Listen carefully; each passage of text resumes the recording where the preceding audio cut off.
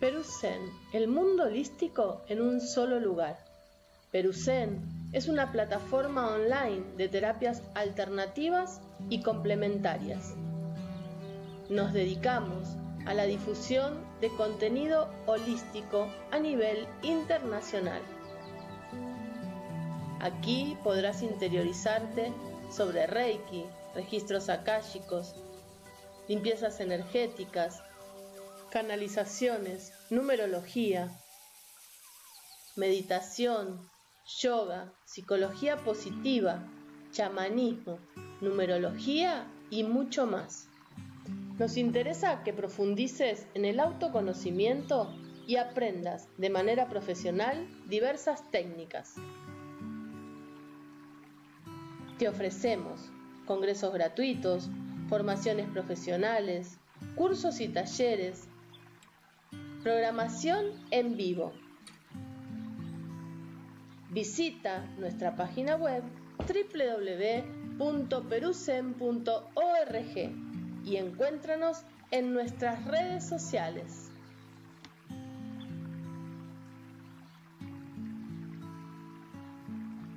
¿Te gustaría ser parte de la programación en vivo de Peruzen? Date a conocer en nuestra plataforma a nivel nacional e internacional. Peruzen, el mundo holístico en un solo lugar. Tú también puedes tener un espacio en vivo y darte a conocer en la comunidad holística más grande de habla hispana. Contáctate con nosotros al +51 98 015 45 80. Te esperamos.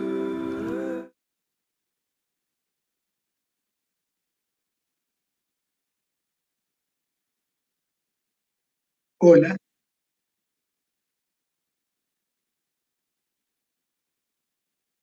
Vamos a empezar a explicar, como siempre, partiendo de la clase anterior, un pequeñito aviso para conectar la clase anterior. Y es lo siguiente. Entender el Antiguo Testamento como hola, ¿cómo les va? O sea, entender el Antiguo Testamento con una lectura distinta a la clásica es lo que se llama Cábala. Es un modo de interpretar que está oculto el sistema, pero una vez descubierto todo el texto se lee de otra forma. Es un modo de interpretar el plan. Las Biblias y otros textos sagrados son manuales de instrucciones que nos han proveído y nos proveen los mayores quiero decir civilizaciones y seres que han nacido 100.000 años atrás, vaya a saber qué cifra, y que han hecho profundos recorridos que nosotros todavía no hicimos, y a partir de eso nos han proveído de diferentes manuales como para que entendamos de qué se trata. El Antiguo Testamento, lo que conocemos como la Torá en hebreo, es un manual de instrucciones. No es puntualmente cómo tengo que vivir como consejito. La lectura cabalística no plantea un manual de consejos. Es absolutamente un manual de explicaciones de cómo es la creación. Y de eso se va a ir tratando en combinación con otros temas el desarrollo de la charla de hoy. En primer lugar tenemos, Dios crea los 6 días. Durante 6 días crea el universo, hay 6 días. En el segundo día separa las aguas de arriba de las aguas de abajo. Pero recordemos de la charla anterior que aguas hace referencia a la lectura del método cabalístico del tiempo. Quiere decir, con esto podemos empezar a entender en esta forma de lectura distinta que nos está hablando de dos tiempos distintos. Separa las aguas, separa un tipo de tiempo con otro tipo de tiempo. Quiere decir que acá ya tenemos una indicación que nos habla de este mundo, el que vivimos cotidianamente hasta que nos morimos, pero también nos habla de otro mundo. Y ahí está descrito de esta forma dos tiempos distintos. Si queremos seguir buscando referencias que corroboran esto, también lo podemos entender cuando vemos cómo es la estructura de los 6 días, los primeros 6 días. En los primeros 6 días, yo había explicado que hay primeros 3 días y segundos 3 días, como que es una duplicación del primer tríptico, los primeros 3 días, el segundo 3 días es una duplicación. Voy a tomar el principio del primer día. En el primer día dice que Dios crea la luz y la oscuridad. Bien, en el cuarto día, que sería del segundo grupo, el primer día subsiguiente, el cuarto día, dice que Dios crea el sol, la luna y las estrellas.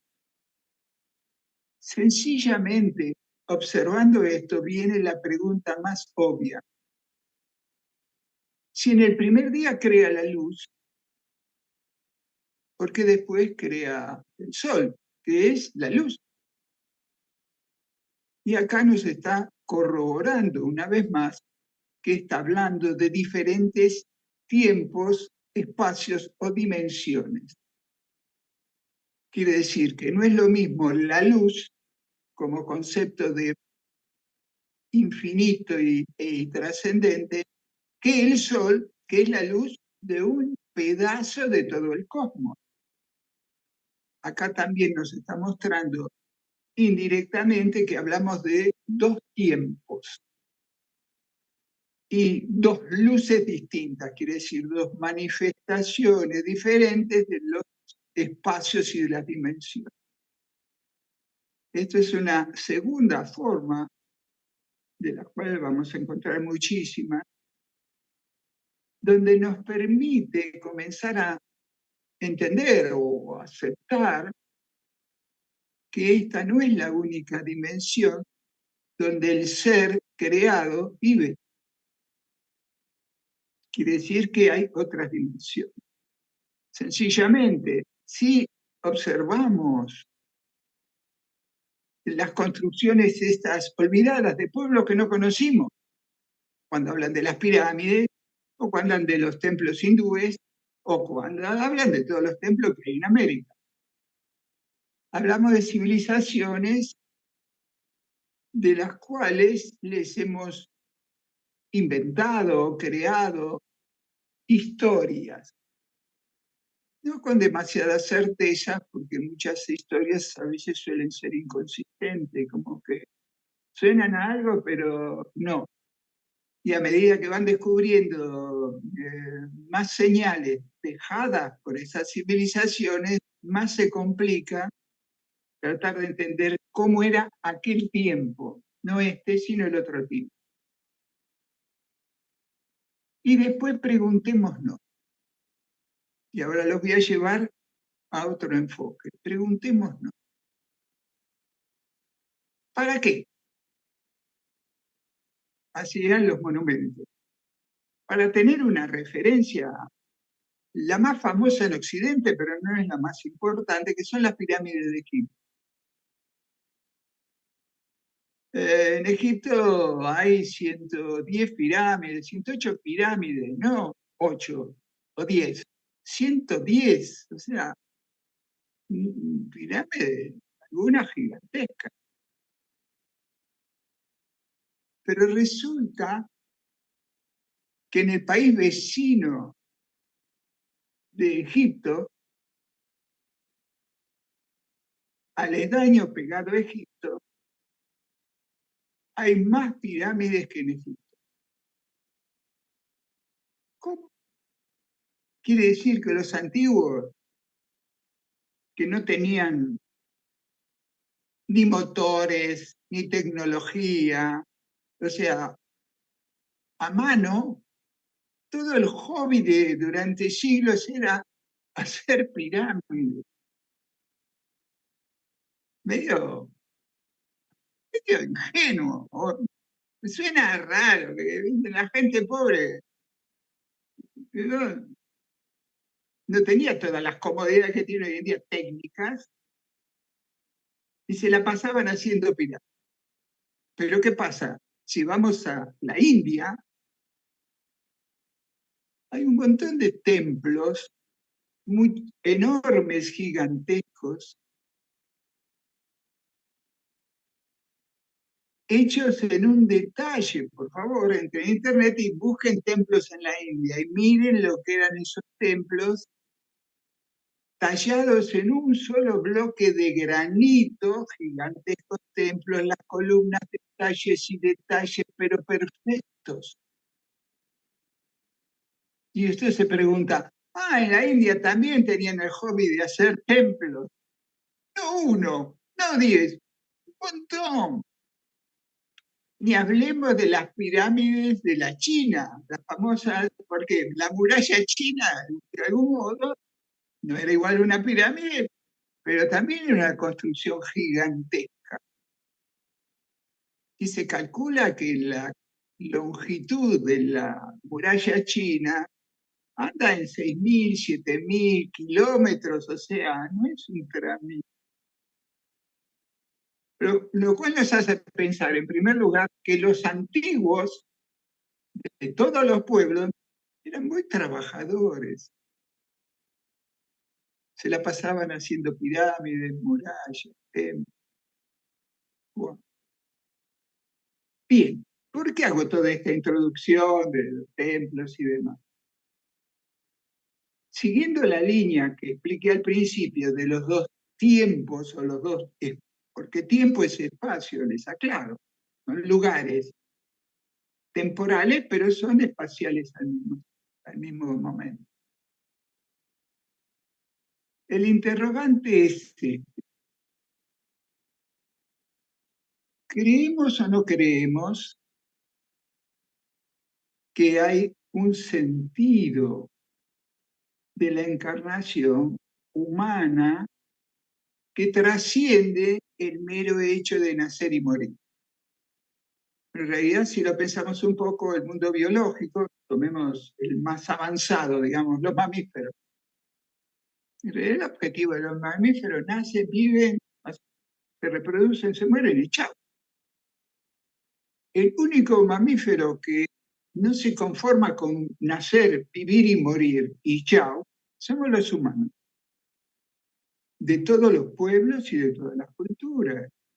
No estamos hablando de que un pueblo sí, otro pueblo no, salía a buscar un sentido del vivir distinto. Todos los pueblos, desde tiempos antiguos, de diferentes culturas, todos han hecho lo mismo. Siempre ha habido interrogantes acerca de qué era el vivir. Tomando este manual de referencia, dos tiempos, dos espacios que acabo de describir, siguiendo la Cábala, en realidad en la Cábala aparece la injerencia de otros seres, no los humanos. Bueno, nosotros conocemos, la mayoría del cristianismo, por supuesto, también hablamos de los ángeles y los arcángeles. Pero si lo pensamos un poco, los ángeles y los arcángeles también son seres creados, seres que existían antes que nosotros. En el texto bíblico, Dios hace la creación. Cuando se plantea crear al hombre, sus colaboradores lo consultan, le dicen para qué lo querés crear, opinan, intervienen. Quiere decir que no somos los primeros. Yo creo más bien que somos los últimos, los más pequeños. Evolutivamente hablando, creo que la encarnación humana es digamos, los pequeñitos de este mundo. Pero claro, cuando vino la modernidad y la ciencia, eso de creer en Dios, en el alma y en la espiritualidad, suena como algo pasado, que ya no va más. Pero preguntémonos, ¿cuánta gente cercana a ustedes conocen que haya consultado a una tarotista para preguntar sobre lo que va a pasar en el futuro? O a un astrólogo, una astróloga, lo mismo. Bueno, ¿sí? Ahora, si nos detenemos a la actitud común de ir y consultar a alguien sobre lo que me va a pasar en el futuro, si viene novia, si voy a comprar una casa, si me van a conseguir un trabajo, en fin. Entonces, esa pregunta de lo cotidiano. La pregunta tiene una pequeña trampita, que es así. Y se lo voy a tratar de explicar lo más simple que si yo consulto con alguien para que me lea el futuro mío,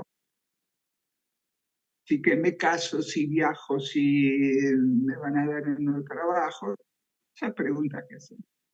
Si yo consulto, es porque interiormente en mí yo creo que mi futuro está escrito. De no creer eso, preguntaría, no le preguntaría a nadie. Sin embargo, creo que entre nosotros mismos, algunos u otros o muchos, se la pasan consultando. Aparte que existen pruebas de que sí el universo está escrito, una de las pruebas más rotundas que tiene que ver con un astrólogo famoso, se llamó Nostradamus y vivió en el 1500. Y escribió en forma de poemas o de versos, escribió un montón de historias que iban a pasar. Hay una historia muy singular donde el rey de Francia en ese momento, el rey, recordemos que en el momento del rey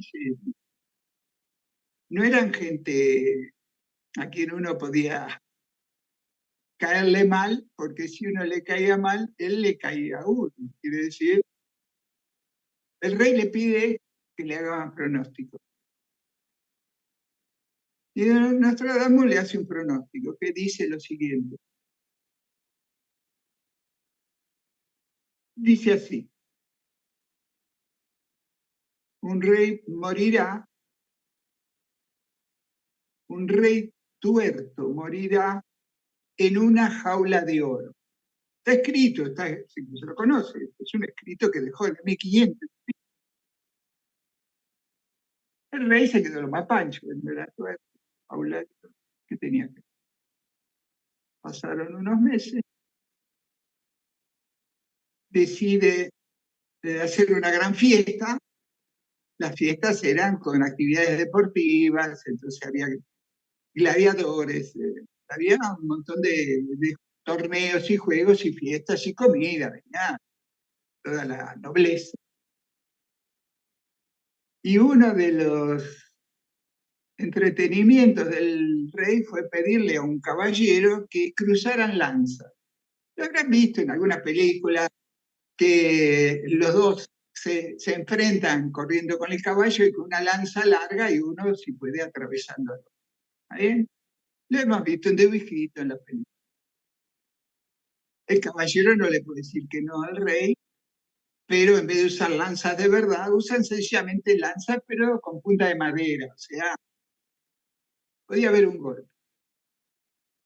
Pero ¿qué pasa? En el primer cruce, con tanta mala suerte, que el caballero con la lanza le atraviesa el ojo al rey. Por supuesto, el rey a los pocos días muere. Quiere decir que el rey que se estaba muriendo había quedado tuerto. Pero además, como no era una lucha de verdad, el rey se había puesto un yelmo, esas cosas de metal que se ponía en la cabeza para proteger la cara. Pero en este caso el rey había usado un yelmo de oro, que era decorativo. Y acá vemos como la predicción de Nostradamus dice que un rey tuerto morirá en jaula de oro. A los pocos meses se convirtió en rey. Y Nostradamus reconoce que hacía astrología. ¿Qué quiero plantear con esto? Si nuestro destino está escrito con anterioridad a nuestro nacimiento, la pregunta mayor, la central, la vital y la más importante sería, no tanto si me voy a casar, si voy a ganar plata, está bien, esas son circunstanciales, sino la pregunta es, ¿para qué estaría escrito el destino de los hombres durante la encarnación? ¿Con qué objetivo un ser superior determina que nosotros en la encarnación tengamos que hacer un destino? Un destino es ser portero de un edificio, o ser rico, o ser actor, o ingeniero, o lo que quiera. Es lo mismo.